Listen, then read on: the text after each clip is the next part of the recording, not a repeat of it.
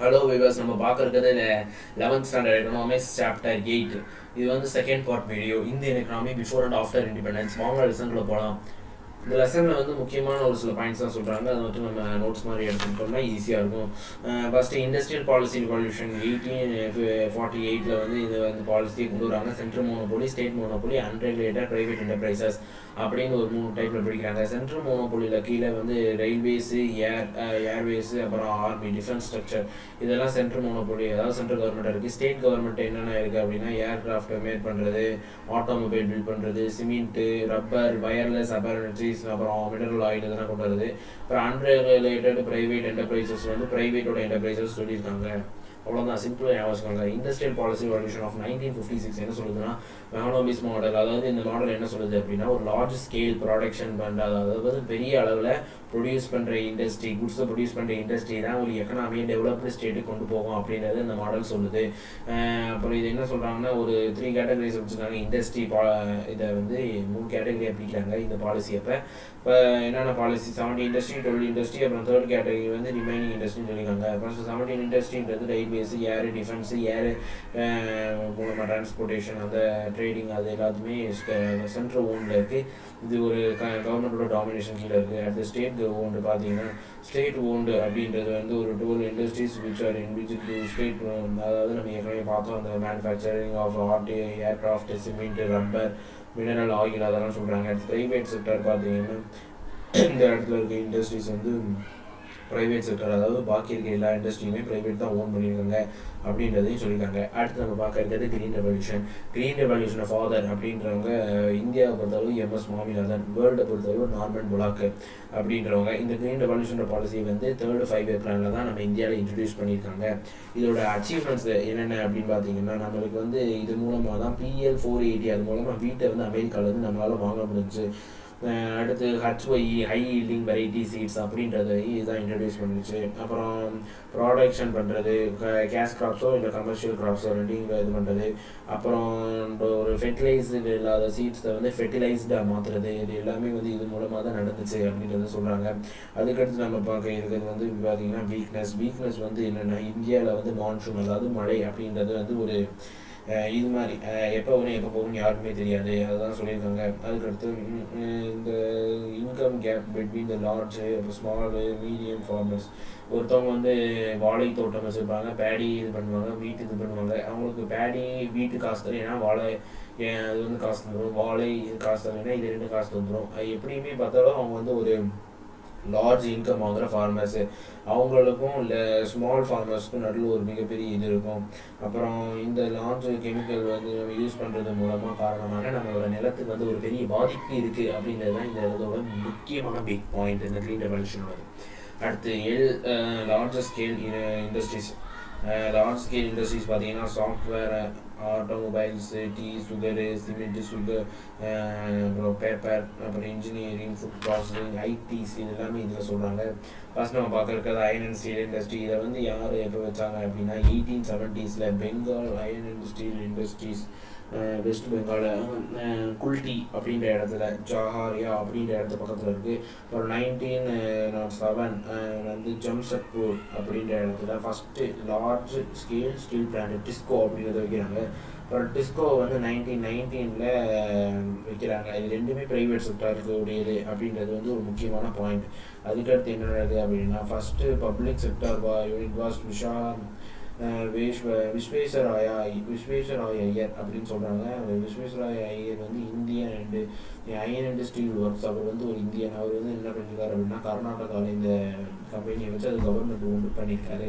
அதுக்கடுத்து நம்ம பார்க்குறது ஜூட் இண்டஸ்ட்ரீஸ் வந்து கோல்டன் அப்படின்னு இது மாதிரி ஒரு சொல்கிறாங்க. இதை வந்து எக்ஸ்போர்ட் ஆஃப் குட்ஸில் வந்து நம்ம ஒரு ஹையஸ்ட் நம்பர் ஆஃப் ப்ரொடக்ஷன் பண்ணுறது ஒரு முக்கியமான பாயிண்ட். காட்டன் டெக்ஸ்டைல் பழைய காலத்தில் வந்து, அதாவது பிஃபோர் இண்டிபெண்டன்ஸ்லேருந்து நம்மகிட்ட வந்து காட்டன் வந்து ரொம்பவே நிறைய விளையுது. அது நம்ம வந்து ஹேண்ட்மேட், அதாவது ஹேண்ட்மேடு ட்ரெஸ்ஸஸ் எல்லாத்தையும் நம்ம செய்கிறதுனால நம்ம எக்ஸ்போர்ட் வேல்யூவில் ரொம்ப ஹையாக இருக்கும். அதுக்கடுத்து நம்ம பார்க்குறது சுகர் இண்டஸ்ட்ரிங்கிறது 2nd largest industry among agriculture based industries in India பொறுத்தவரை 2nd பிளேஸில் இருக்குது. ஃபர்ஸ்ட் மேஜராக ப்ரொடியூஸ் பண்ணுறது யார் அப்படின்னா உத்தரப்பிரதேஷ் அப்படின்னு சொல்கிறாங்க. ஃபெர்டிலைசர் இண்டஸ்ட்ரி இது வந்து 3rd largest producer of nitrogenous fertiliser இந்த வேர்ல்டு. இந்தியா வந்து 3rd largest producer of nitrogenous fertilisers அப்படின்னு சொல்கிறாங்க. அதாவது மண்ணுக்கு உயிர் விட்டது வந்து நைட்ரஜன் அப்படின்னு சொல்லுவாங்க. அதை ப்ரொடியூஸ் பண்ணுறது இந்தியா வந்து 3rd லெவலில் இருக்குது அப்படின்றது வந்து ஒரு பெருமைக்குரியது.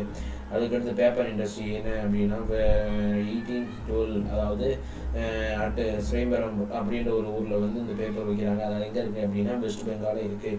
அடுத்து சில்க் இண்டஸ்ட்ரி பார்த்தீங்கன்னா ஃபர்ஸ்ட் பீயிங் சைனா, அப்புறம் செகண்ட் லார்ஜஸ்ட்டாக இருக்குது இந்தியா அப்படின்னு சொல்கிறாங்க. ஏன்னா சில்க் உருவாக்குனது சைனா. அப்போ நம்ம அதை ப்ரொடியூஸ் பண்ணுற இடத்துல நேச்சுரல் சில்கவே நம்ம இது பண்ணிகிட்டு இருக்கோம். இப்போ 16% சில்க் வந்து நம்ம இந்தியாவிலேருந்து போகுதுன்றது ஒரு மிகப்பெரிய நமக்கு ஒரு பெருமையாகவே இருக்குது. அப்புறம் இந்த பெட்ரோலியம் அண்ட் ஆயில் நேச்சுரல் கேஸ்ன்றது தான் இருக்குது. இந்த oil well was dug in India 1889 at Digboi Assam அப்படின்ற இடத்துல ஆயில் வெல் வந்து தோண்டி இது பண்ணுறாங்க. அப்புறம் ஓஎன்ஜிசி கமிஷன் மூலமாக 1956 டேராடூன் உத்தரகாண்ட் அப்படின்ற இடத்துல வந்து அது எக்ஸ்ப்ளோரேஷன் பர்பஸ், அதாவது அந்த இடத்துல இருந்து மாற்றுறதுக்கு எக்ஸ்ட்ராக்டிங் பண்ணுறதுக்கு கன்வர்சேஷன் பண்ணுறதுக்கு யூஸ் பண்ணாங்க. அடுத்து பார்க்கவே இருக்கிறது SSI. 60-70% of total income from SSI. எஸ்எஸ்ஐயோட ரோல் அதாவது provide employment. Small scale industry வந்து யார் வேணால் ஆரம்பிக்கலாம், சிறிய கேபிட்டல் இருந்தாலே போதும். அது மூலமாக நிறைய பேருக்கு எம்ப்ளாய்மெண்ட் ஆப்பர்ச்சுனிட்டிஸ் கிடைக்குது. அப்புறம் regional development, balanced regional development, எல்லாம் ஒரே மாதிரி கிளாஸஸ், அதாவது ஃபஸ்ட் கிளாஸ், அதாவது higher income group, lower income group அப்படின்னு பிரிக்கப்படாமல் இருக்கிறதுக்கு இது ஒரு ஹெல்ப்ஃபுல்லாக இருக்குது. அப்புறம் மொபிலைசேஷன் ஆஃப் லோக்கல் ரிசோர்ஸஸ், ஒரு இடத்துல இருக்க ரிசோர்ஸஸை இன்னொரு இடத்துக்கு எக்ஸ்ட்ராக்ட் பண்ணி அனுப்புறதுக்கு ஈஸியாக இருக்குது. அப்புறம் கேபிட்டல் ஆப்டிமைசேஷன் கம்மியானவே இருக்குது. அடுத்து ப்ரொமோட் எக்ஸ்போர்ட் வந்து நம்ம ப்ரொமோஷேஷன் பண்ணிடலாம். அதுக்கடுத்து லார்ஜ் ஸ்கேலிங் இண்டஸ்ட்ரீஸ் பொறுத்தளவு இது வந்து ஒரு கிஃப்ட் மாதிரி, அதாவது அவங்களோட வேலையை வந்து இது கொஞ்சம் எளிமையாக்குது அப்படின்னு கூட சொல்லலாம். அடுத்து மீட் கன்சியூமர் டிமாண்ட்ஸ். கன்சியூமரோட டிமாண்ட்ஸை நேரில் பார்த்து அதன் மூலமாகவே அவங்க என்ன மாதிரி குட்ஸை கொடுத்தா சாட்டிஸ்ஃபை ஆவாங்கன்றதை தெரிஞ்சுட்டு அது மூலமாக நம்மளுக்கு அவங்க குட்ஸை கொடுப்பாங்க எஸ்எஸ்ஐ. அடுத்து என்டர்பிரினர்ஷிப், அந்த ஆர்கனைசர், அந்த எஸ்எஸ்ஐ கண்டுபிடிச்சவரோட இது ஸ்கில்ஸ் வந்து இன்க்ரீஸ் ஆகுதுன்றதை சொல்லியிருக்காங்க. அடுத்து micro small medium industry, manufacturing service, அதோட டிஃபரன்சியேஷன் மட்டும் பார்த்துக்கலாம். ஃபர்ஸ்ட் மைக்ரோ மேனுஃபேக்சரிங் என்டர்பிரைஸில் மேனுஃபேக்சரிங் வந்து லெவல் 25 lakhsக்கு மேலே அதாவது இன்வெஸ்ட் பண்ணக்கூடாது. சர்வீஸை பொறுத்தளவு 10 lakh மேலே தாண்டக்கூடாதுன்னு சொல்கிறாங்க.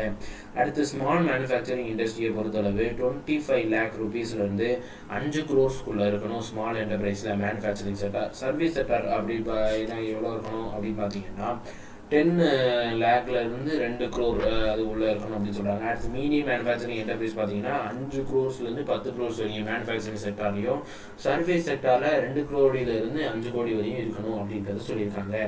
அடுத்து நம்ம பார்க்க public and private sector bank. இதில் நீங்கள் முக்கியமாக ஞாபகம் வச்சுக்கிறது 19th July 1969 14 பேங்க் வந்து நேஷனலைஸ் பண்ணியிருக்காங்க, அதாவது கவர்மெண்ட் வந்து ஓன் பண்ணியிருக்காங்க. அடுத்து 15th April 1980 6 பேங்க் வேர் நேஷனலைஸ்டு. இது ஃபுல்லாகவே ஹெட் குவார்ட்டர்ஸை குறிக்குது அப்படின்றத நீங்கள் ஒரு ஞாபகம் வச்சுக்கோங்க. அடுத்து இது ஃபஸ்ட்டு 1969 ஆரம்பித்த எல்லா பேங்க்குமே 50 கோடியை வச்சு இது பண்ணியிருக்காங்க டெபாசிட்ஸு. ஆனால் அடுத்து 1980 அவங்க டெபாசிட் பண்ண அமௌண்ட் பார்த்தீங்கன்னா 200 crores, 1.5 times better than that were invest in 1969 அப்படின்றத சொல்லியிருக்காங்க. அடுத்து நம்ம பார்க்குறது performance of 5-year plans in India. First 5-year plans உங்களுக்கே தெரியும். அது என்ன பண்ணுச்சு அப்படின்னா ஹெரோடோமர் மாடல் அப்படின்னு சொல்கிறாங்க. இதோட மெயின் டார்கெட் என்னென்னா க்ரோத் ரேட் அச்சீவ் பண்ணணும் 3.6 level. அதை வந்து 3.6 level மோராக அச்சீவ் பண்ணுறாங்க அப்படின்னு சொல்கிறாங்க. அடுத்து செகண்ட் 5-year plan, இது யார் வந்து பிசி மொஹனாமிஸ் மாடல், அப்படி அதாவது லார்ஜ் ஸ்கேல் செக்டார் இது பண்ணுறது, இண்டஸ்ட்ரீஸை வந்து டெவலப் பண்ணால் எக்கனாமி ஸ்டேபிளாக இருக்கும் அப்படின்றது முன்னாடி பார்த்தோம் இல்லையா, அதை தான் இந்த இடத்து மாடலில் சொல்லியிருக்காங்க. இந்த ப்ராடக்ட்டை வந்து நம்ம 4.1 இதுதான் அச்சீவ் பண்ணணும் க்ரோத் ரேட்டு, ஆனால் அதோட மேலே நம்ம அச்சீவ் பண்ணி சக்ஸஸ்ஃபுல்லாக போய் சொல்கிறாங்க. அடுத்து தேர்டு 5-year plan வந்து கதில் யோஜனா, இந்த பிளானை கதில் யோஜனா அப்படின்னு சொல்கிறாங்க. இது எதுக்குன்னா இந்தோ சீனா வார் மூலமாக இந்த பிளானை போட்டிருக்காங்க. இதோட க்ரோத் டார்கெட் வந்து 5.6%. ஆனால் இதனால் அதை வந்து அச்சீவ் பண்ண முடியலை அப்படின்றது ஒரு டிஃபீட் ஆகிடுச்சு. அதனால் அடுத்து பிளான் ஹாலிடே அப்படின்னு ஒரு 3 years எடுத்து ஸ்டடி பண்ணுறாங்க. இதுவரை நம்ம பண்ணது என்னென்ன காஸ் அண்ட் எஃபெக்ட்ஸை கொண்டு வந்திருக்கு அப்படின்றத தெரிஞ்சுக்கிட்டா தான் அடுத்து நம்ம திருப்பி அடுத்து அந்த தவறுகளை செய்யாமல் அப்புறம் மேற்கொண்டு என்னென்ன செய்யணுன்றதை நம்ம ஞாபகம் வச்சுக்கலாம் அப்படின்றதையும் சொல்கிறாங்க. அதுக்கடுத்து நம்ம பார்க்குறது fourth 5-year plan. Fourth 5-year plan வந்து stability, progressive achievement of self reliance, நம்மளுக்கே போதுமான அளவு வந்து கற்றுக்கணும் அப்படின்னு, இப்போ ப்ரொடியூசிங் குட்ஸ் செல்ஃப் சஃபிஷியண்டாக இருக்கணும் அப்படின்னாங்க. 5.7% க்ரோத் டார்கெட் அச்சீவ் பண்ணணும்னு இருந்தாங்க. ஆனால் அவங்களால 3.3 தான் அச்சீவ் பண்ண முடிஞ்சிச்சு. அடுத்து 5th 5-year plan பொறுத்தளவு மொராஜி தேசாய் அப்படின்றவர் இதை கொண்டு வந்திருக்காரு. ஹெட்டாக இருந்து இது வழி நடத்திருக்காரு. க்ரோத் ரேட் வந்து 4.8, இதோட டார்கெட் வந்து 4.4, அதை விட 0.4% வந்து அதிகமாகவே இது பண்ணியிருக்காங்க. அப்புறம் இந்த பிளானை வந்து 1978 டெர்மினேட் பண்ணிடுறாங்க. அப்புறம் அதுக்குள்ள ஒரு வருஷம் என்ன பண்ணுறாங்க அப்படின்னு பார்த்தீங்கன்னா அந்த பிளானே கண்டினியூ பண்ணுறாங்க. ஆனால் அது பேர் ரோலிங் பிளான் அப்படின்னு சொல்கிறாங்க. அதுக்கடுத்து 6th 5 பிளான் அடுத்து ஒரு வருஷம் கேப் விட்டுட்டு அடுத்து ஆரம்பிக்கிறாங்க 1985. அது வந்து family plan act NABARD national agriculture bank for rural development அப்படின்னு ஒன்று கொண்டு வந்து அது மூலமாக எல்லாருக்கும் நிறைய ஹெல்ப் பண்ணிகிட்டே வந்திருக்காங்க. க்ரோத் டார்கெட் பார்த்தீங்கன்னா 5.2%, ஆனால் 5.7 அச்சீவ் பண்ணிட்டாங்க. அடுத்து 7th 5-year பிளான் பார்த்தீங்கன்னா ராஜீவ் காந்தி அவர்கள் வந்து கொண்டு வந்திருக்காங்க. அடுத்து இது வந்து self sufficient economy and opportunities for productive employment அப்படின்னு சொல்லியிருக்காங்க. இது வந்து க்ரோத் டார்கெட் வந்து 6.0% அச்சீவ் பண்ணோம். நம்மளால 5% தான் அச்சீவ் பண்ண முடிஞ்சிச்சு. அடுத்து ஆனுவல் பிளான்ஸ் வந்து 1990 91 வரையும், அப்புறம் 1991 92 வரையும் 2 வருஷமாக எடுத்து 8th 5-year பிளான் எவ்வளோ ஒரு இது காசு எஃபெக்டை கொண்டு வந்து இந்தியாவில் அப்படின்றத ஒரு கேஸ் ஸ்டடி பண்ணுறாங்க. அடுத்து 8th 5-year பிளான் அப்படி என்ன அதில் நடக்குது அப்படின்னு பார்த்தீங்கன்னா டாப் ப்ரியாரிட்டி எது கொடுக்குறாங்க அப்படின்னா human resources, that is employment, education and ஹெல்த்துக்கு பப்ளிக் ஹெல்த் அப்படின்றத சொல்கிறாங்க. அடுத்து டியூரிங் இந்த பிளான் நடக்கிறப்ப நியூ எக்கனாமிக் பாலிசியை வந்து கொண்டு வந்திருக்காங்க. இதோட க்ரோத் ரேட் வந்து 6.8%, ஆனால் டார்கெட் பார்த்தீங்கன்னா 5.6 தான், அதை விட கூடவே இவங்க அச்சீவ் பண்ணுறாங்க. அடுத்து 9th 5-year பிளான் கொண்டு வந்தவங்க பார்த்தீங்கன்னா growth with justice and equality தான் ஒரு மீனிங். அடுத்து 10th 5-year பிளான் பார்த்தீங்கன்னா அடுத்த 10 வருஷத்துக்குள்ள 15% நம்மளோட பாவர்ட்டி லெவல் வந்து குறைக்கணும் அப்படின்றது ஒரு தீவிரமாக இருந்தது. ஒரு டார்கெட் பார்த்தீங்கன்னா க்ரோத் டார்கெட் 8.0%, ஆனால் அவங்களால 0.8% அவங்களால அச்சீவ் பண்ண முடியல. அடுத்து 11th 5-year பிளான் பார்த்தீங்கன்னா இது faster more inclusive growth 8.1% target, ஆனால் அவங்களால 7.9 அச்சீவ் பண்ண முடிச்சு, 0.2 அச்சீவ் பண்ண முடியல. அடுத்து main theme faster more inclusive and sustainable growth rate வந்து 8%. இதோட முக்கியமானது பார்த்தீங்கன்னா to reduce poverty ratio by 15% by 2012 ஆச்சு நம்மளோட 15% பாவர்ட்டி லெவலில் கொண்டு வரணும் அப்படின்னு ஒரு மெயின் நேம் இருந்துச்சு, ஆனால் அதனால் அவங்களால அச்சீவ் பண்ண முடியல. அடுத்து டெவலப்மெண்ட் இண்டிகேட்டர் HDA PQLI அப்படின்னு சொல்கிறாங்க. HDAன்றது ஹியூமன் டெவலப்மெண்ட் இண்டெக்ஸ், அது ஹியூமன் வச்சு மெஷர் பண்ணுவாங்க. அடுத்து PQLI அப்படின்றது வந்து எதை வச்சு மெஷர் பண்ணுவாங்க அப்படின்னு பார்த்தீங்கன்னா ஒரு மொரிஸ் அப்படின்னு ஒரு மாடல் இருக்குது, அதை வச்சு மெஷர் பண்ணுவாங்க. தெளிவாக இதை வந்து நீங்கள் டீட்டெயிலாக கண்டுபிடிக்கணும்னா நீங்கள் புக்கை ரெஃபர் பண்ணிங்கன்னா உங்களுக்கு ஈஸியாக இருக்கும். இது ரெண்டுமே கொஸ்டின் ஆன்சர்ஸ் அவ்வளோவா இல்லாதனால இந்த டாபிக் நம்ம இப்போ ஸ்கிப் பண்ணலாம் அப்படின்னு இருக்கும். தேங்க்ஸ் ஃபார் வாட்சிங். இந்த வீடியோ உங்களுக்கு பிடிச்சிருந்தா லைக் பண்ணுங்கள், கமெண்ட் பண்ணுங்கள், ஷேர் பண்ணுங்கள், மறக்காமல் எங்கள் சேனலுக்கு சப்ஸ்கிரைப் பண்ணுங்கள்.